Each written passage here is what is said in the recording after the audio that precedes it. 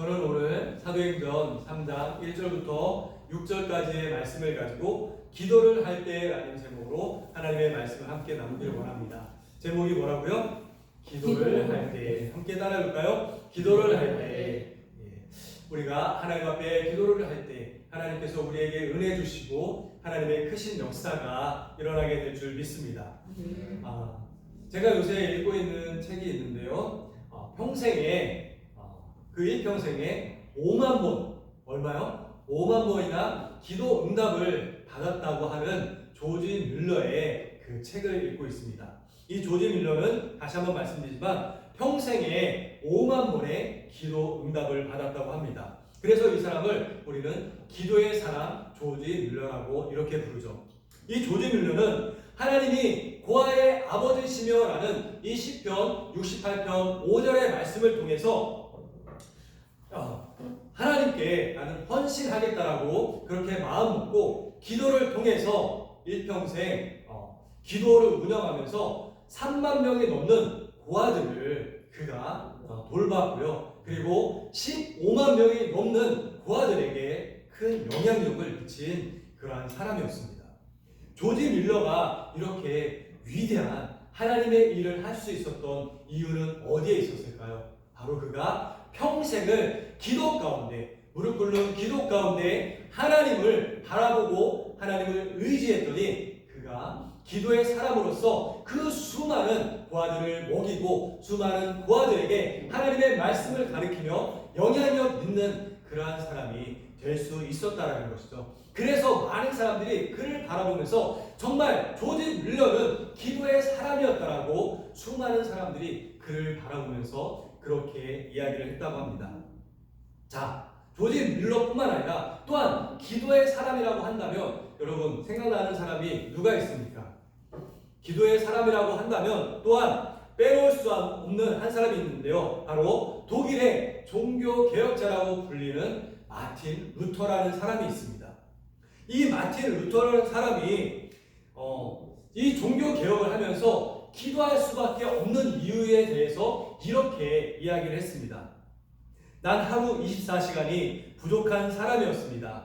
비텐바르크 대학에서 박사학위를 받은 후 성수학 교수가 되어서 강의와 설교를 시작하였습니다. 강의 준비를 위해서 밤잠을 줄이고 성경을 연구했으며 시편, 로마서, 히브리서 등 주석을 집필했습니다. 수도원 연구 책임자라는 직책과 11개의 수도원을 관리하는 교구장이 되어 해야 할 일이 셀 수 없이 늘어났습니다. 거기에다가 로마 교황청에 폐단을 폭로하면서 종교개혁을 시작했고 국민들을 위해서 신약 성서를 번역했고 3,000권 이상의 책을 썼고 37곡의 찬양 작곡 그리고 성가지 4권도 발간했습니다. 이 많은 일들을 어떻게 다 할 수 있었냐고요? 물론 제 힘으로는 불가능한 일들이었습니다. 오직 하나님께서 주시는 힘으로 할 수 있었습니다. 그 힘을 얻기 위해 나는 목숨을 걸고 기도했습니다. 할 일이 많아질수록 바빠질수록 더 기도하는 시간을 늘렸습니다. 라고 독일의 종교개혁자 마틴 루터는 그렇게 이야기를 했습니다. 여러분, 기도를 통해서 이러한 일이 가능했다라는 것을 여러분들은 믿을 수 있습니까? 네, 믿어야 하죠. 그것을 우리가 믿기 때문에 우리는 지금도 예배를 통해서 하나님 앞에 나아가며 하나님 앞에 기도 드리는 것 아니겠습니까? 세상은요, 넓고 할 일은 너무나도 많죠. 그런데 할 일이 많은 이 세상에서 가장 우선적으로 해야 할 일이 바로 성경에서는 기도다라고 이렇게 우리에게 말씀해주고 있습니다. 누가복음 22장 39절에 보면 예수님께서는 습관을 쫓아서 기도하셨고요. 중요한 일을 하시기 전에 항상 예수님이 하신 일이 있다면 바로 예수님은 기도를 먼저 하셨다는 것이죠.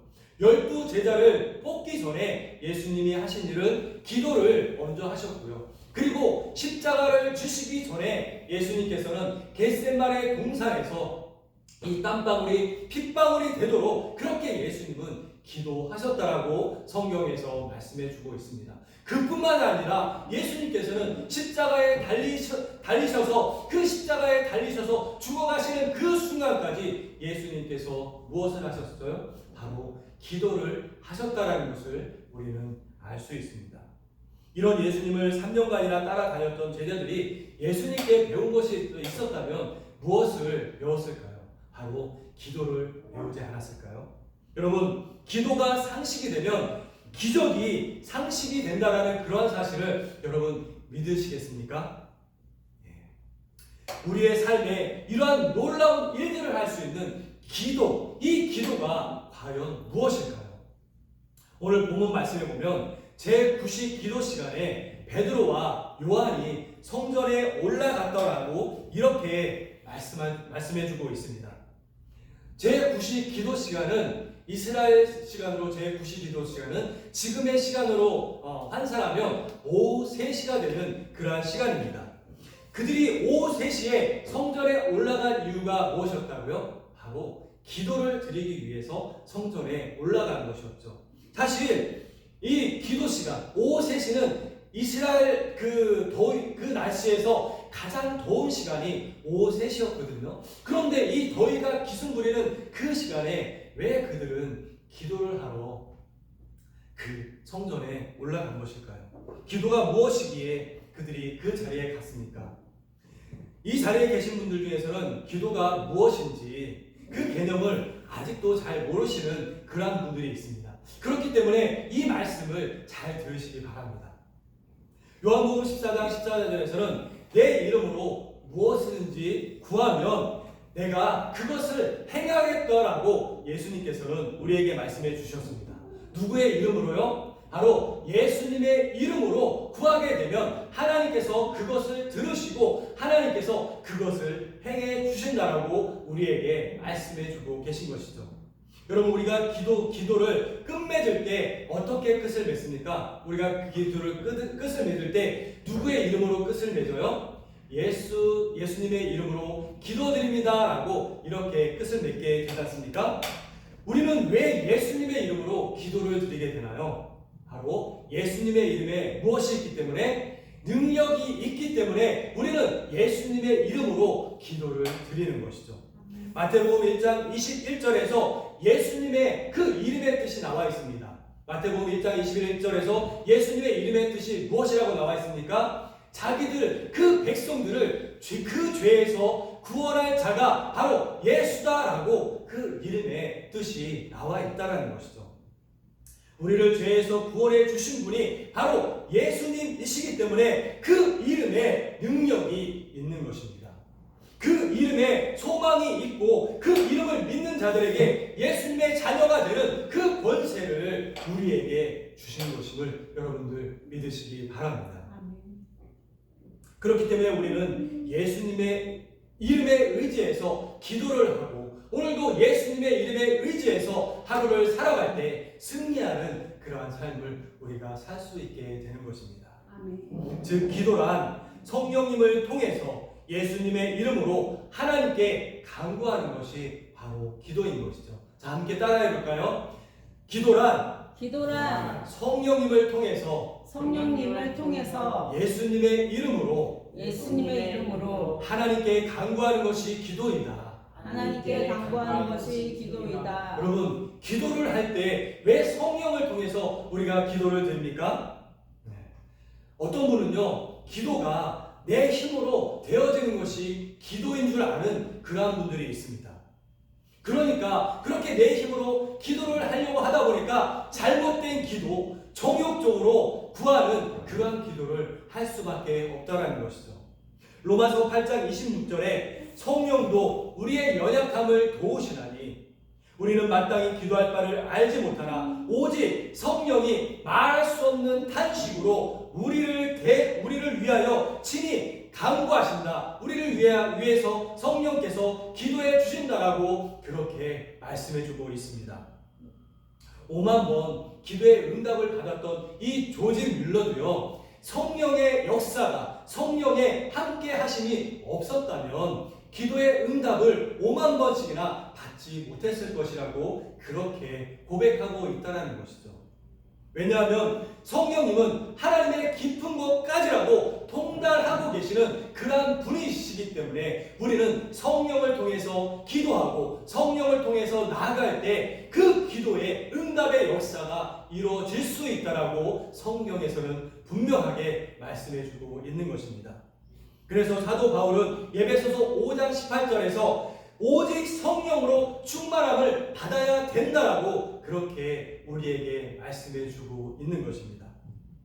그러므로 다시 한번 말씀드리지만 기도란 성령님을 통해서 예수 그리스도의 이름으로 하나님께 간구하는 것이 기도임을 여러분들 믿으시고 오늘도 성령의 역사 가운데 성령을 통하여서 예수 그리스도의 이름으로 하나님께 간구함으로 그 기도에 모든 응답을 받고 항상 하나님의 뜻 가운데 살아갈 수 있는 저와 여러분들 되어주시기를 주님의 이름으로 간절히 축원을 드립니다.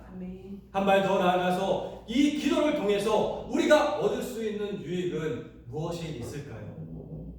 오늘 본문 말씀에 보면 베드로와 요한이 제9시 기도 시간에 성전에 올라갈 때, 즉 3시에 기도를 하러 예배당에 교회에 갈 때 성전 미문에 앉아서 구걸하고 있는 나면서부터 걷지 못하는 그러한 사람을 보게 되었다라고 말씀하고 있습니다. 여러분, 사람이 복을 받으려면요 어디에 가서 누굴 만나느냐가 정말 중요하죠.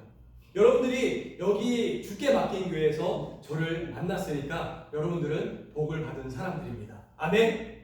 예. 아멘. 여러분들을 만난 저도 복을 받은 그러한 사람입니다. 저는 저와 여러분들이 받은 이 복이 주님이 오실 그때까지 계속적으로 이 복을 우리가 쭉 누리며 살아갈 수 있는 저와 여러분들이 되었으면 좋겠습니다. 네. 아멘? 아멘. 검은 머리가 팥불이 될 때까지라며 결혼 서약을 하면서 우리가 그렇게 결혼 서약을 하지 않습니까? 저와 우리 주께 맡긴 교회 성도 여러분들은 죽어서 무덤에 들어갈 때까지 그때까지 함께 동역자로서 함께 걸어갈 수 있으면 좋겠다라는 것이 저의 바람이자 저의 기도 제목이기도 합니다. 여러분, 누굴 만나는 것이 중요합니까? 바로 기도의 사람을 만나는 것이 중요한 것입니다. 어디 이상한 곳에 가서 예언해준다, 예언 기도해준다라는 그러한 이상한 사람들을 만나지 마시고요. 항상 주님 앞에 겸손에 무릎을 꿇고서 기도하는 기도의 사람, 기도의 동역자를 만날 수 있는 저와 여러분들 되어주시기를 바랍니다. 그 사람이 부자이건 가난한 사람이건 그것은 중요하지 않습니다. 오늘 본문에서 베드로와 요한은 은과 금은 내게 없다라고 그렇게 말하지 않습니까? 베드로와 요한도 부자는 아니었어요. 하지만 베드로와 요한은 세상이 가질 수 없는 가장 큰 것을 가진 사람들이 바로 베드로와 요한이었습니다. 그들이 가진 것이 무엇이었습니까? 베드로와 요한은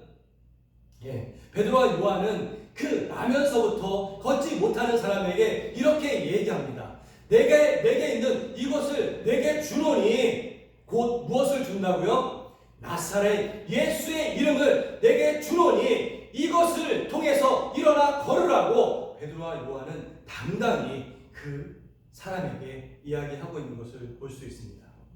여러분, 지금 금값이 엄청 올랐지 않습니까? 그 금을 한 트럭을 가져다 주어도 지금의 의학과 과학기술로는 사실 그 다리를 치료할 수 없습니다. 무엇 때문에 못 걷게 되었는지 그 원인은 파악할 수 있을지는 몰라도 그 다리를 낫게 해서 걷게 할 수는 없다는 것이죠. 과학도 의학도 그러한 것을 하지 못한다면, 그렇다면 저와 여러분들이 지금 마음을 모아서 합심해서 기도한다면 걷지 못하는 사람을 걷게 할 수 있을까요? 네, 사실 못하겠죠. 왜 그렇습니까?